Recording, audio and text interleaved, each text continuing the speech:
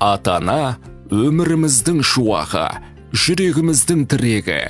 Олардың ризашылығы Алланың рахметі. Ата-анаға немқұрайлы қарау жүректі қатайтады, берекесіздікке апарады. Ата-анаға ізет көрсету ең үлкен сауаптардың бірі. Бұл енді біздің ата-бабамыздан келе жатқан үрдіс, қағида. Мынау мұсылман ислам дінінде, Құранда да айтады ғой, Аллаға жақындау үшін бірінші кезекте ата-ананы сыйлау, құрметтеу керек дейді. Жәннат ананың табанының астында деп бекер айтпайды. Сондықтан ең бірінші анаға құрмет жасау керек.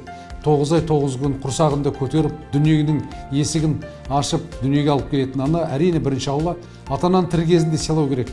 Бір кісі жазған екен ғой, Асқар Тау әкемізді түсінбейміз, ақыл айтпай үндемей жүрсін дейміз.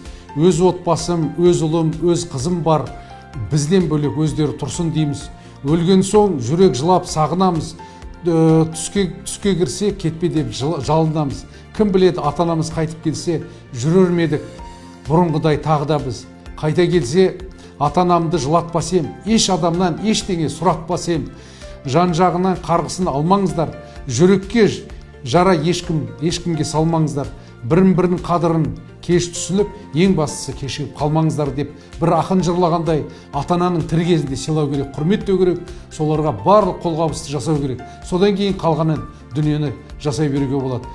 Ата-ананың батасын алсаң, өмірің нұрланады, жолың ашылады. Оларды риза ету ең үлкен сауап.